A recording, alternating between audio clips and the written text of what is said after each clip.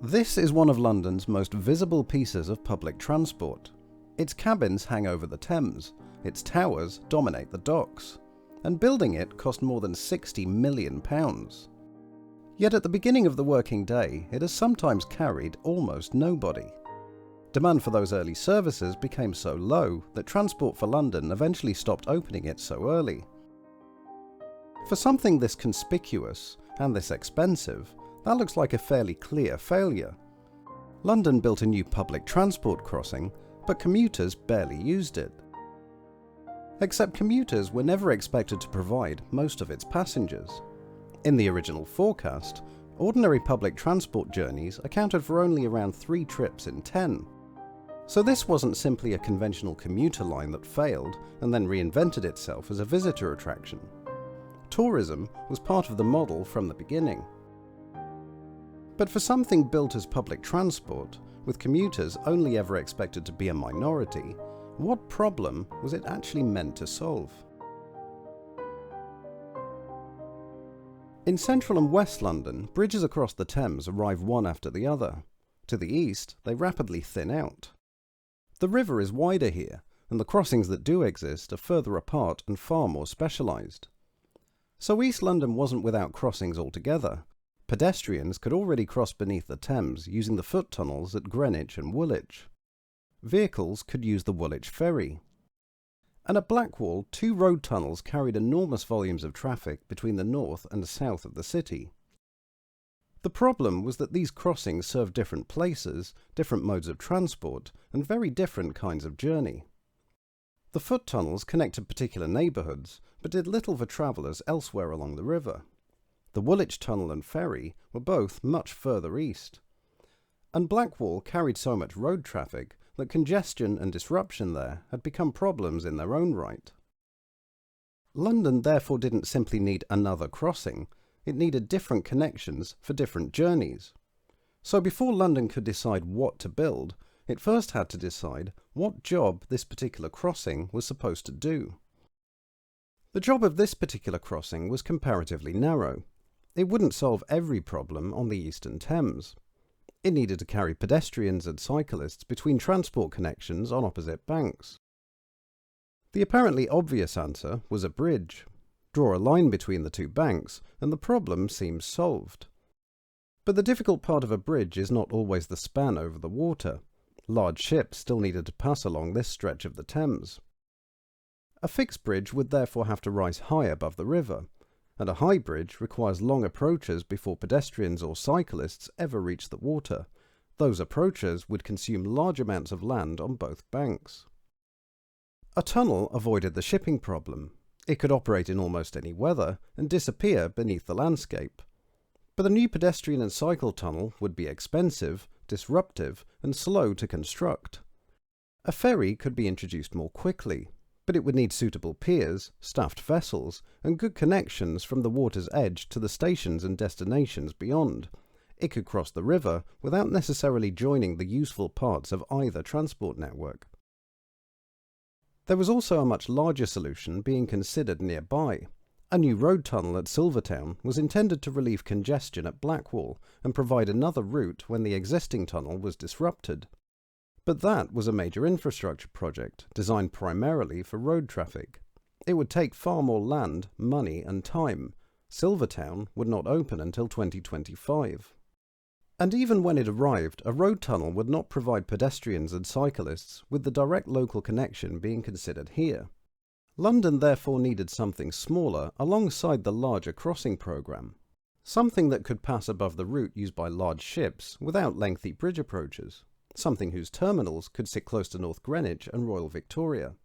Something able to carry pedestrians and bicycles without compromising plans for the future Silvertown Tunnel. That began to point towards a cable car. Its towers required comparatively little ground space. Its cabins could pass above river traffic. And with capacity of up to around 2,500 passengers an hour in each direction, it could provide a substantial local link without pretending to be another underground line. It was not the most capable crossing London could imagine, but it fitted the particular job, the physical constraints, and the need for something that could be delivered much sooner than the larger alternatives. So London settled on a cable car between North Greenwich and Royal Victoria. There was just one problem. Besides the O2 and Excel, there really wasn't very much there, and very few people to use it. The cable car didn't so much connect two established town centres as two enormous attempts to create new ones. Its passenger forecasts depended partly on both sides of the river becoming busier. But the cable car would arrive years before much of that development, and many of its expected passengers. Greenwich Peninsula had been dominated by gasworks and heavy industry. Across the river, the Royal Docks had once been the largest enclosed docks in the world. By the time the cable car was proposed, much of that industrial activity had disappeared.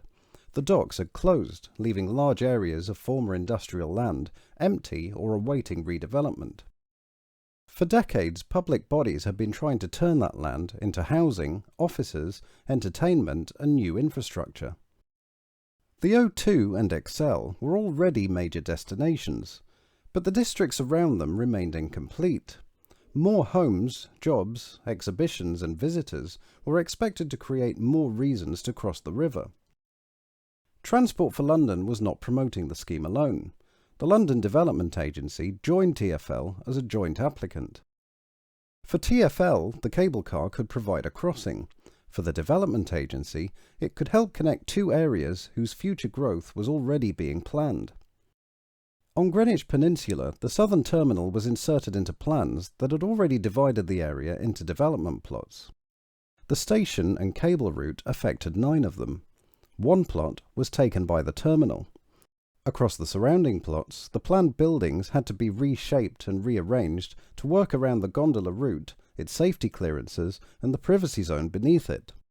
Greenwich Peninsula was redrawn to make room for the cable car. The Jubilee Line, the O2, land agreements, and much larger economic forces were already reshaping the peninsula. The cable car didn't create that transformation, but it was being built into it before much of the planned city had appeared. And if the crossing was going to arrive ahead of its passengers, there was one deadline that made arriving early much more valuable. 2 of the venues to be used during the 2012 Olympic and Paralympic Games were North Greenwich Arena and Excel. The cable car proposed between them was expected to open before the Games. That encouraged a simple explanation, that it had been built for the Olympics. But the Olympic transport system didn't depend on it. In fact, the official transport plans for the Games had been developed years before the cable car was even proposed. The plans relied on the Jubilee Line, the DLR, National Rail, buses, walking routes, river services, and major upgrades around Stratford. North Greenwich and Excel were treated as venues to be reached from that wider network. The plans didn't anticipate enormous crowds travelling directly between them, and although Olympic visitors could certainly ride the cable car, the Olympics didn't create its underlying need. But they did make completing it before 2012 much more valuable. London now had a fixed international deadline. East London was receiving unusual political attention and investment. A project completed before the Games had more value than the same connection delivered several years later. The Olympics didn't explain why London wanted the crossing. They explained why delivering it before 2012 mattered so much. But quick delivery was only one advantage. There was something a cable car could do for London that most of the alternatives simply couldn't. In cities such as Medellin and La Paz, cable cars solve a problem created by steep terrain and dense development. London didn't face the same problem. There were no mountains, and its cable car crossed a flat stretch of river between 2 areas still being developed. The value of the project was never confined to the usefulness of the crossing. The cable car also needed to make its presence felt. Its towers rose above the docks. Its cabins moved continuously across the skyline. And unlike a tunnel, the crossing could be seen from far beyond the people actually using it. That made it useful as evidence that East London's transformation was underway.